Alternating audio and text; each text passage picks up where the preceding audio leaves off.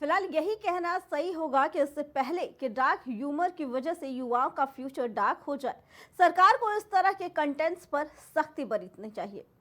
बढ़ते हैं अगली खबर की तरफ। भारत देश में यूसीसी लागू करने वाला पहला राज्य उत्तराखंड बन गया है। यूसीसी लागू होते ही इसकी कवायद भी शुरू हो गई है।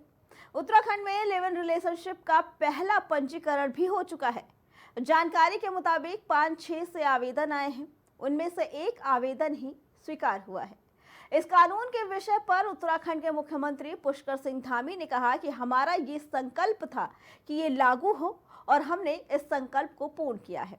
इसी के साथ उनका कहना है कि जैसे गंगा निकलती है उसी प्रकार उत्तराखंड से बहती हुई पूरे देश में ये धारा बहे और पूरे देश में यूसीसी लागू हो।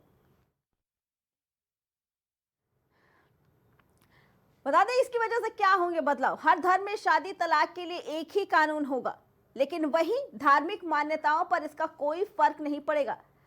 सभी धर्मों के लिए एक समान कानून लागू हो जाएगा, लेकिन धार्मिक रीति रिवाज पर असर नहीं पड़ेगा। बिना तलाक के एक से ज्यादा शादी नहीं कर सकते, तो वही शादी धर्म गुरु ही कराएंगे, ये नहीं बदलेगा। इसके अलावा शरीयत के मुताबिक जायदाद का बंटवारा नहीं हो पाएगा। खान पान, पूजा, इबादत, वेशभूषा पर इसका कोई भी असर नहीं पड़ेगा। हर धर्म में शादी तलाक के लिए एक कानून रहेगा। धार्मिक मान्यताओं पर इसका कोई फर्क नहीं पड़ेगा। सभी धर्मों के लिए एक समान कानून लागू होगा और वही धार्मिक रीति रिवाजों पर यह लागू नहीं किया जाएगा।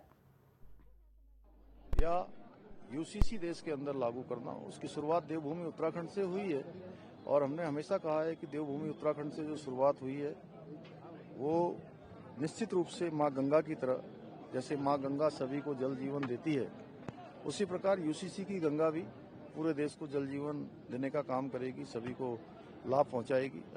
या कांग्रेस का विरोध करके ही अरविंद केजरीवाल राजनीति में आए थे। कांग्रेस के समर्थन से ही पहली बार सत्ता हासिल की, लेकिन कांग्रेस के विरोध ने ही अब उनको सत्ता से बाहर कर दिया। 2013 में 8 विधायकों वाली कांग्रेस ने समर्थन से अरविंद केजरीवाल पहली बार दिल्ली के मुख्यमंत्री बने, लेकिन उसके बाद से अब तक हुए दिल्ली विधानसभा चुनाव में कांग्रेस का खाता भी नहीं खुल सका। लोकसभा चुनाव में कांग्रेस ने आम आदमी पार्टी के साथ मिलकर चुनाव लड़ा था, लेकिन विधानसभा चुनाव में बहुत पहले ही गठबंधन की नई संभावना खत्म हो गई थी। गठबंधन न करने की घोषणा भी आम आदमी पार्टी की तरफ से ही हुई थी और उसके बाद से ही दिल्ली कांग्रेस के नेता भी एक्टिव हो गए थे। बता दें, कांग्रेस के लिए रोड़ा थे अरविंद केजरीवाल। कांग्रेस को डैमेज करके केजरीवाल तरक्की कर रहे थे। इंडिया ब्लॉक में बड़े दावेदार बनकर उभर रहे थे। मोदी को चैलेंज करने के मामले में राहुल गांधी को टक्कर दे रहे थे। अरविंद केजरीवाल के बहाने अखिलेश और लालू सबको सबक देना था। क्षेत्रीय दलों पर भी कांग्रेस की निर्भरता बढ़ती जा रही थी।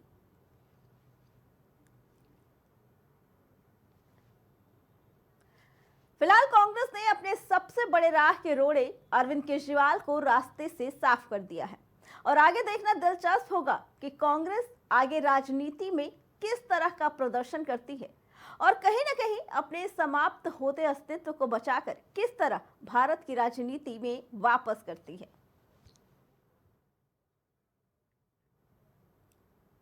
राजपथ में फिलहाल इतना ही। बाकी खबरों के लिए देखते रहें प्राइम टीवी।